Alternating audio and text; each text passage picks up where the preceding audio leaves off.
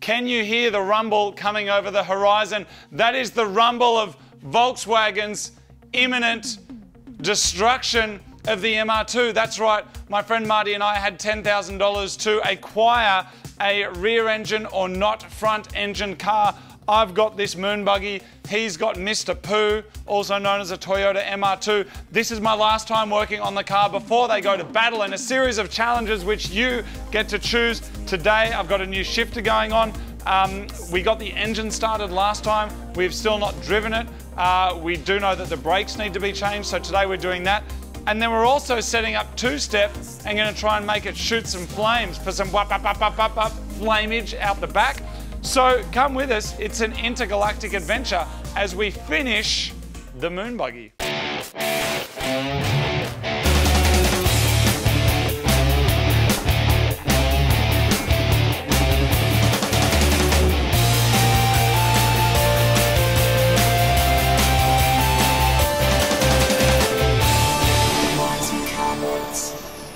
Welcome to another episode of Mighty Car Mods. Of course, Marty is out working on his MR2, so I've called in my mate, guitar tech and Volkswagen expert. He loves the vag. Everybody, this is Isaac.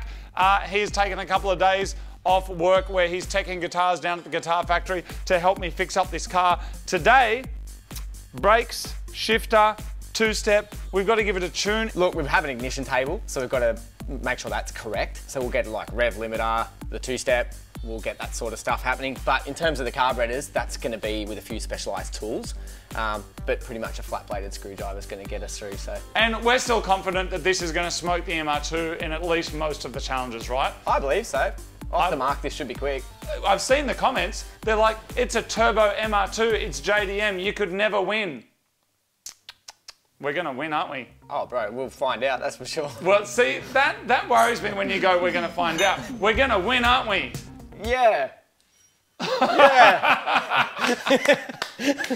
All right, let's get on to the brakes. Now that we've got the engine working again, we need to make sure the car can stop, and this is an often overlooked aspect when people are modifying performance cars. Even though this car was only built fairly recently, it looks like the brake rotors may be almost 50 years old. And fixing the brakes is not just important for the upcoming MR2 battle, but also because you have to remember that this car is actually road legal. It's been fully engineered for the street, so having some updated brakes is a really good idea for safety. So we've just taken the wheels off and we can see here that the rotor looks like it is probably original. Yep. We think the car probably hasn't done very many Ks, being that it was made for a prop, but this here looks old. It's got a big lip on the edge, really glazed. Probably isn't going to stop us that well, right? No, I actually would place bets that rotor was maybe made in the 70s. Really? Yeah, I saw a VW logo on the back, and unless it was just a genuine, you know, OEM part. Yeah, okay. It's just done a lot of work before this was built. So maybe that was in a donor car, or it was just a second hand. Yeah, yeah, so maybe that was on the original Superbug that got converted into this. Yeah, it sort of doesn't match up with the rest of the build. It seems like it's was just an older part. Yeah, okay. So, and these are super glazy as well, yeah, aren't they? You see how shiny they are. You may not see on camera. Yeah. But they're super shiny. There's no way these are going to stop. Yeah, cool. So because we know that it's working and making more power, we thought we should replace the brakes. So we've got some new ones. I like the packaging that they come in. Oh, it's cool, isn't it? Fancy. Yeah. I'm sure we'll repurpose those as well, like a wash-up bucket or something. So in here we have, look at that. See, that just screams I can stop, doesn't it? For sure. So we've got new rotor, we've got some new pads as well, and engineered in Germany. Are they TÜV approved? That's the question. Let's hope so. Anyway, there they are. So we're going to put these on both sides, make sure they work. That means we're stopping. Yep. Then we finish the engine, get onto our two-step, and go smoke some MR2s. Sweet.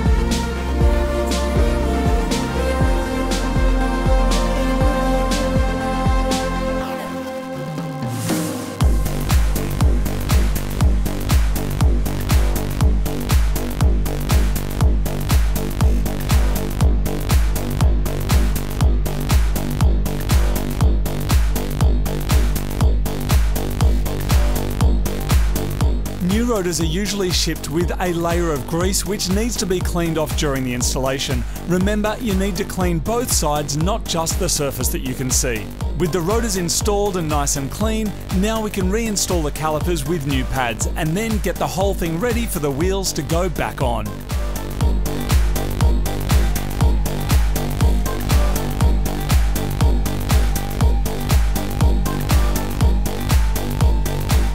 So last time when we were cleaning up the Carbys, I was using brake and parts cleaner and some fuel. A number of people had said, what about using throttle and Carby cleaner, which you can use.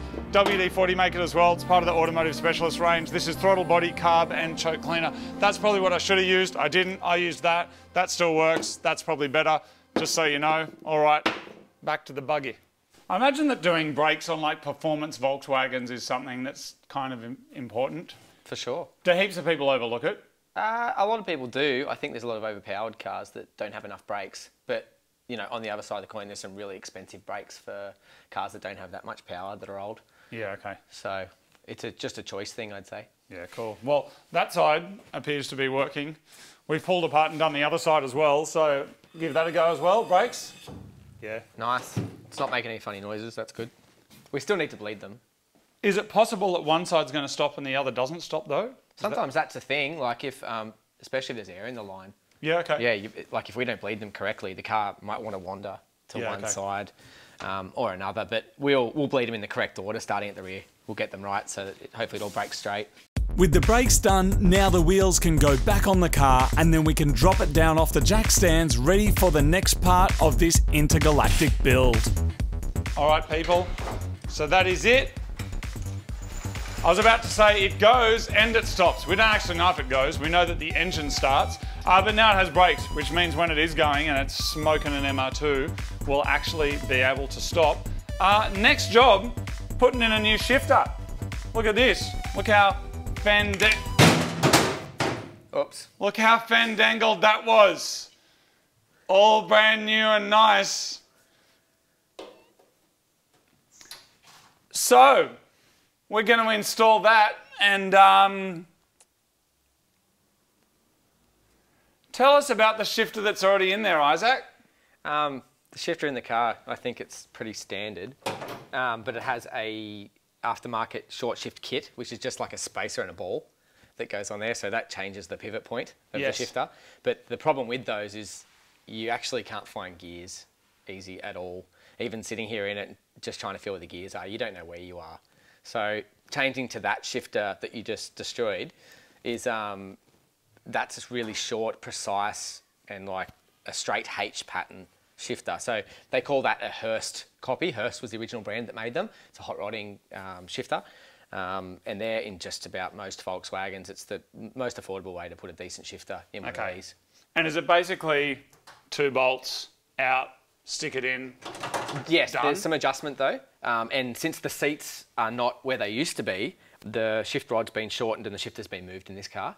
So we may have a few minutes trying to set that up to work. Cool. But most of the times you can go all the way to the top and the left in its adjustment range and you'll get pretty much all the gears. Okay. But, you know, it's within that range, we'll get it to work. Okay. But that's my biggest worry, the short shift length. As you can see here, I don't even know if I'm in gear. No, that's not in gear. First is not, hang on. Second, how do you get into first? Oh, is that first? Yeah. And where's second then? Is second not directly down? They're at an angle. Right. Yeah, First, they're the standard shifter. Second, third, fourth. Yeah. Oh, that's it. And that's reverse. wacky. Yeah. It's so loose in there. Yeah. Feels like shaking hands with an octopus. Yeah. Is that what they all feel like? Pretty much. Standard ones that even don't have this shift plate may find gears easier, but you're up here and it's like you're passing the shifter to the mate in the back. You know, to shift gears for you. This will fix it. Man, the new shifter will be heaps better. Let's get it going. Yeah. Yep, don't want to lose that spring. So this is a sort of a short shift kit they sell. And are we basically just going to transplant that onto there? Yeah, we are.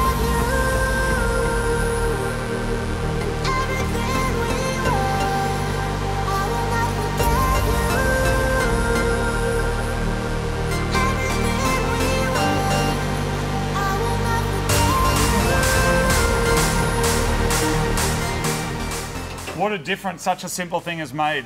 If you look at how it was before, now look how confidently it goes into gear. Plus, it has a return to neutral spring, so just makes it so nice and notchy. Yeah, the way it should positive. So now we've just got to make some adjustment. To get into reverse is this up, over, all the way to the left. Yeah. And so the way you adjust this is with a plate in the bottom. So Yep. basically there's two 13s come up and then you move that plate around, which decides how much movement this gets. The plate has a ramp and it decides where reverse will be locked out related to the other 4 gears. So it's only one rod going up to the gearbox. So there's a few movements going on in order to get this to change gears.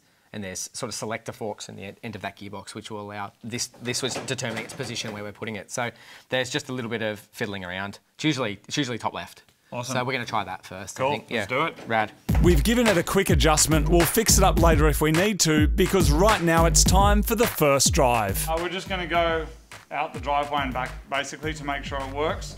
Isaac, what is the starting procedure? With these carburetors, I normally give the throttle a couple of pumps. So I'll just give it 1, 2. Yep, maybe another one, just there you go, yep. And then I would crank the engine and not hit the throttle until you hear it fire. Okay, all right. Here we go.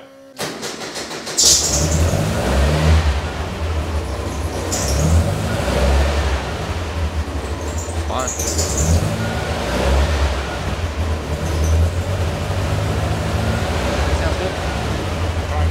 Yeah, try get into reverse. May or may not work.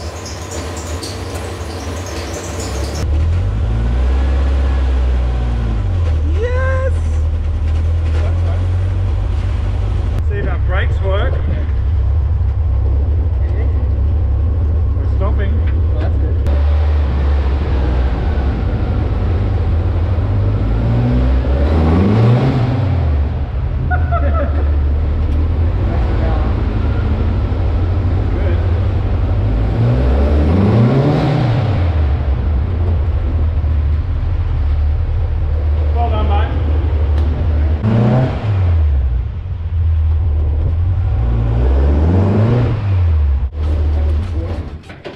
The thing is, there's no reverse, but we've had Volkswagens before with no reverse. Really? My Mark III Golf had no reverse. Oh, of course. And that didn't stop me having a good time. Oh, awesome. It was awesome. How good's that?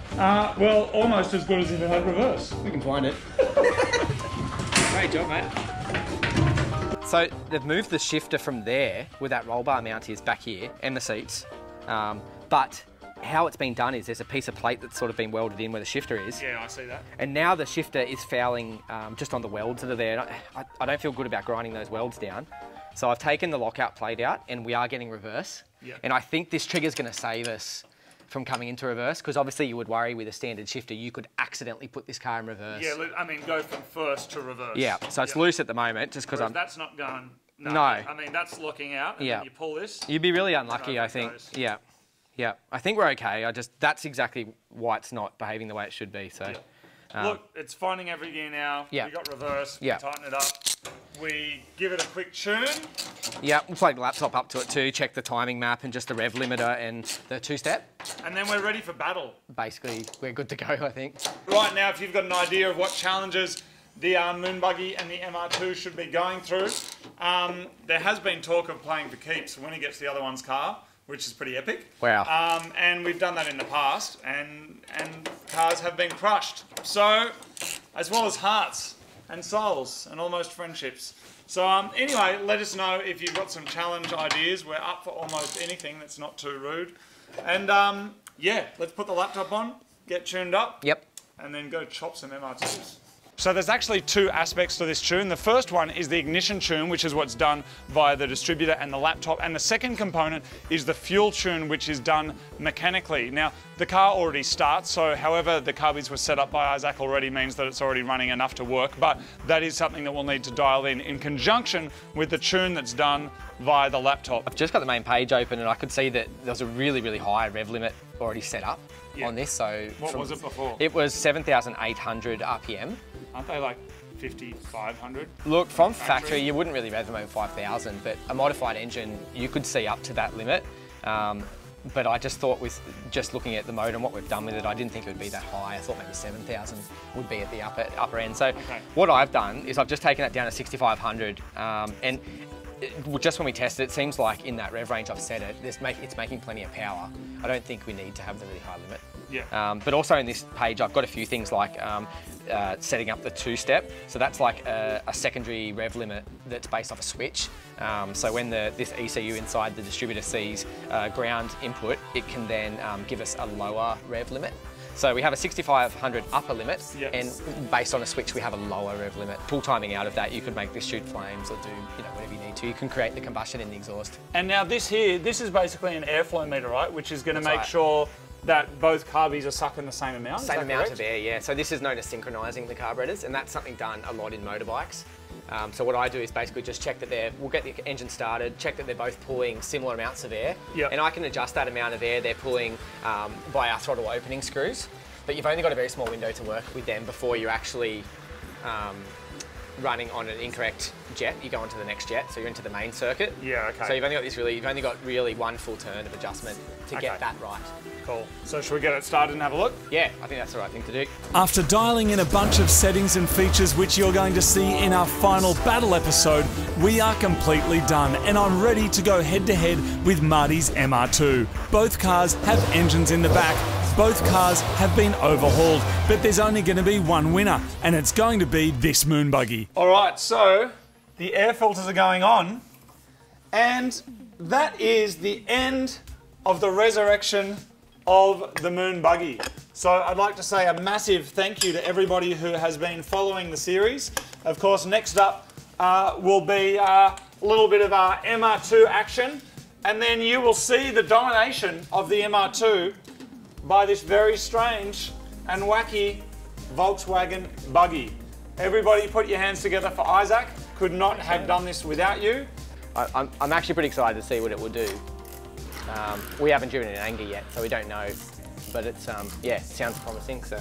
I mean, that's going to be happening soon though, isn't it? Oh, for sure. So, of course, if you guys want to support the show, we got lots of merch available from the Mighty Car Mods website, which is mightycarmods.com. Martin, good luck with your MR2. I'm fairly confident this is going to win. The rest of the internet, not so much. They all think that I'm absolutely crazy for even trying to attempt to beat you in the Moog Buggy. But my hopes are high, and I'm confident that through hard work, determination, friendship, and the vag, we're going to get to where we need to get to. So thank you very much. And Martin, I will see you for the challenges, my friend.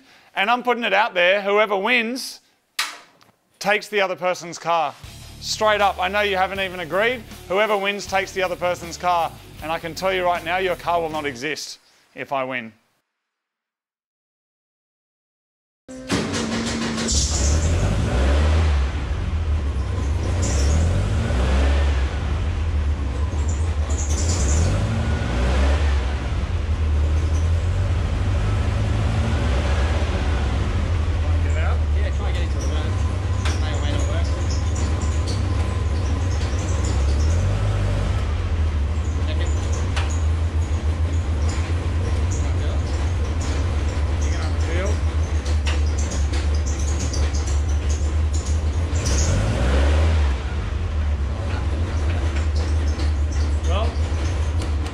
We do need a little bit of shifter readjustment. Yep, no reverse. So reverse shall be us pushing it out, because I'm not waiting any longer to see if this thing actually drives.